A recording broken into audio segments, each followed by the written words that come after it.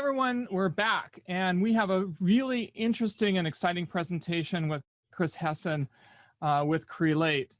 And couple things, Chris has been involved in staffing technology for almost a decade now, and he's an expert at aligning processes, world-class, best-of-class processes with technology. And previously he worked at the MRI network where he was deeply involved in setting up processes for over 300 MRI network firms supporting over 3,000 recruiters. So he's really been someone that's been operating at process improvement at scale. And just a quick word about Crelate.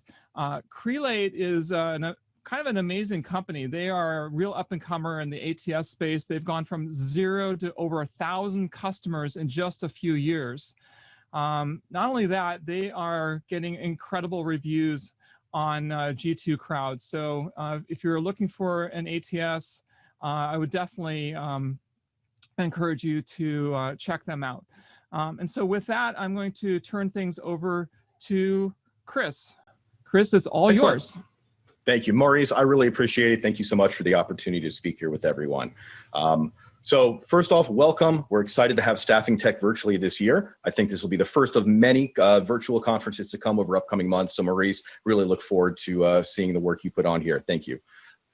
Like Maurice said, I come out of the recruiting world, and ultimately I still view myself as a recruiter. As you hear me talk, I'll refer to we or us, because I don't think you can be an ex-recruiter.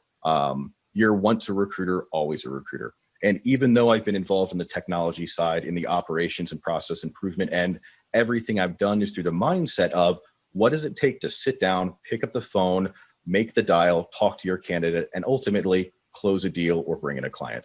And I think ultimately that's been my main focus, is adding simplicity and adding process to what we do and how we do it in the staffing world. And when it comes to staffing and it comes to sales in general, I think the biggest piece to keep in mind is ultimately we are dealing with human beings. And humans are wonderful, terrible, beautiful, messy creatures of infinite complexity. And that's what makes staffing so much fun. That is also what makes it so much hard. But from a process standpoint, we need to be able to understand how humans operate and what they do.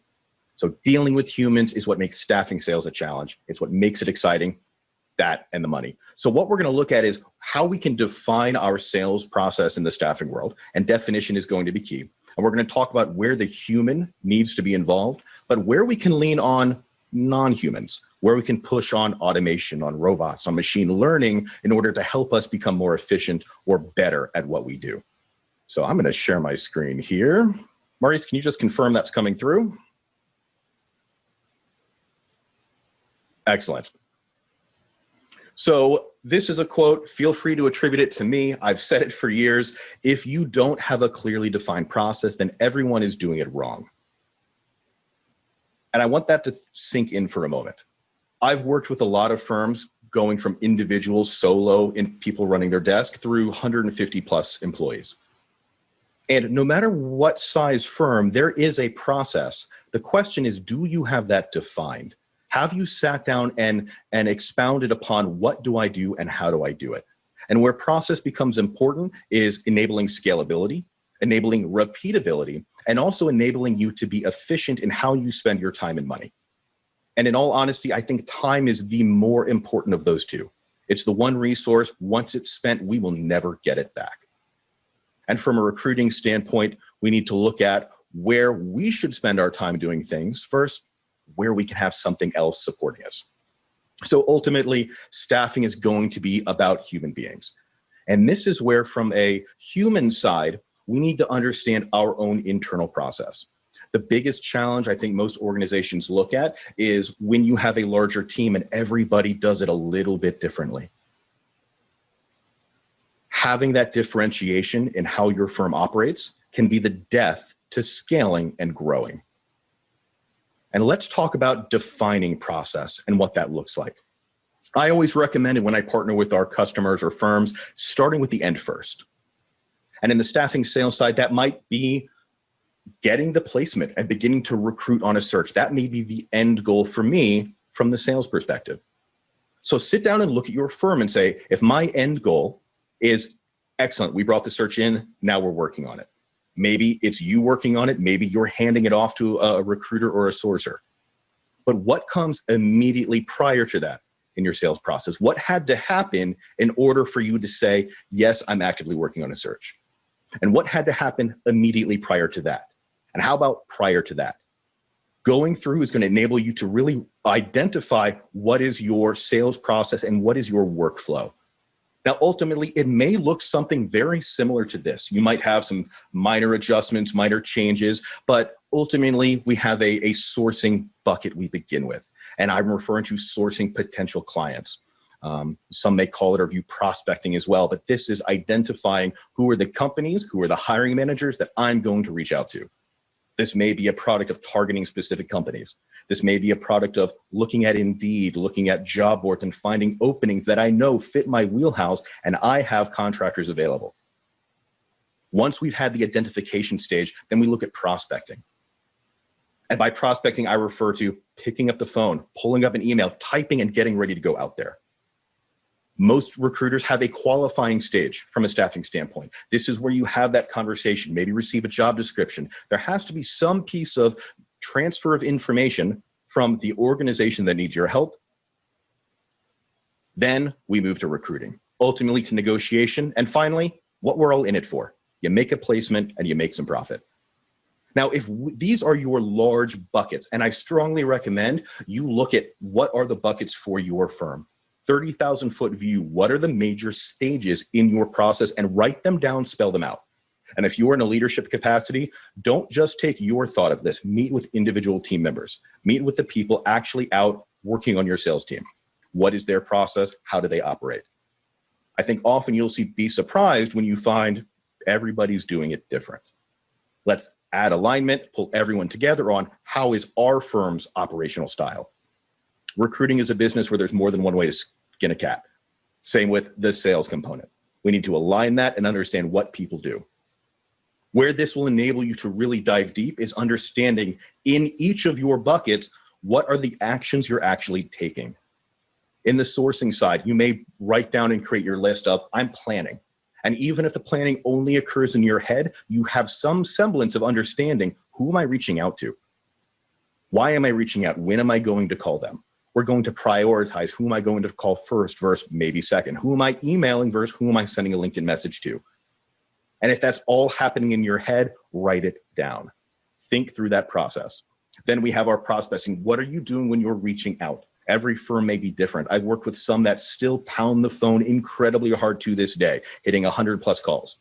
That's not everybody. There's other firms that are sending thousands of emails out every day. There's others that are using LinkedIn and social media and other means, texting to get a hold of their potential clients or hiring managers. How are you reaching out? When you look at the prospecting component, what tool do you use and when do you do it? Hopefully some of you have heard of the concept of sequencing. This is something that automation has a lot of power to help with. We'll talk about that in a minute, but where that really ties in is what tool are you using? When do you do it? How do you reach out to make that connection? When you qualify a job lead, you're speaking with a hiring manager, you have them either on the phone, you're interacting with them over email, you're learning about a job. What are you doing to demonstrate your value? From an activity standpoint, often in that conversation, we're finding pain. We're trying to identify what are the pain points that our hiring manager is going through. If there is no pain, there is no check they are writing to you. At the end of the day, companies do not want to pay a recruiter. They have to pay a recruiter. Demonstrate your value. From our process standpoint, when we actually get to our recruiting workflow, that would be a separate conversation of diving deep into how do you recruit, when do you recruit, what tools do you do developing your process. Ultimately, the main goal here is identifying at each step in your workflow, what are the specific activities you are doing? And again, I can't stress enough, write them down. Formalize the information from your brain, put it down on paper, or put it into a computer. And ultimately, where this becomes important is we need to identify which are the human elements and which we can automate. And while sales and staffing may be about humans, Automation is all about robots. And I say that a little tongue in cheek. Unfortunately, our automation tools are not as cute as this fellow here, but ultimately automation is us handing human activities and giving it to a machine to do for us. And I think that's incredibly key, because what we're doing is we're understanding, evaluating our internal processes and defining where does a human not need to be involved. Now, one of the dangers I've seen some firms into is decide that I want to automate everything. And there are tons of tools to be able to help. But if you remove humans entirely from your process, you are removing any need for yourself. And although automation is increasing every year and AI is increasing every year, and there's more and more that machines are capable of doing, it will never remove completely the human element from staffing. It will never remove the human element from sales. So if you look at when do we automate, look at what are the repetitive tasks you're doing. What are those specific activities in your workflow that it's doing the same thing over and over again? When I ran a desk, every time I left a voicemail, I always wanted to have an email follow up to it. Not only did I want a light blinking on their phone, I wanted them to feel it in their pocket, because everybody's work phone has their email address on it. So every voicemail I left, I had an automation where immediately they would receive an email saying, Maurice, it's Chris Hesson. I just left you a message. Here's my number. Give me a call back when you're free. Very simple automation, but that one repetitive task, something I would do 100 times throughout the course of a day, a machine can do that. There is no critical thought involved in that whatsoever. If you look at digital marketing, we can have target identification. There's other elements machines can really dive deep. When you look at your process, the clear distinction is it something repetitive that does not require critical thinking? If the answer is yes to both of those questions, that is something to automate. If the answer is no, you still need a human involved in your process. So let's look at the robot to-do list. What can automation do for your firms? Automation and robots, they can publish posts on social media. You don't need to sit on Twitter or Instagram or LinkedIn or Facebook and type every manual post and send them out. We have automation that can manage that for you. Sending bulk emails out, having targeted campaigns, developing a sequence of, hey, if they haven't responded in 4 days, send them a second follow-up. Automation can manage that. Once you define your process, there is no critical thinking involved. It's execution. Website widgets. If you've ever been to a site and you see a chat bot where you can kind of talk and get some info or ideas, that is all automated. Bulk text, ad placements, data management, sequencing. These are all things that are repetitive tasks that machines and automation can do that aren't worth your time as a recruiter. They need to be done, but a human does not need to be the person doing it. Now, if we have our robot to-do list, we need to compare that to what is the human to-do list. And in all honesty, this is where you add value. The items on this list are so unbelievably critical because this is what differentiates you from every other staffing firm out there. Every recruiting firm will have access to the same automation tools. They will not have access to the same humans. As a human, we need to build relationships and trust. A computer cannot do that. We need to persuade. Automation cannot manage that for us. We need to instill confidence so our clients are confident in our process, in our ability, in our capability. A machine can't do that. Focus on differentiation. My favorite, in all honesty, and I should have put this at the top, is passion and sincerity. I think that is what differentiates most staffing, whether you're in sales or recruiting, from any of your competitors. When you speak with your candidates, when you speak with your clients, are you passionate? Do you care about what your client is going through? Do you care what the candidate is going through? That is something that absolutely cannot be faked. A machine cannot replicate that. As we look at digital marketing, developing content, this is something a human should be doing. You know your audience, you know what they do, you know what they think about.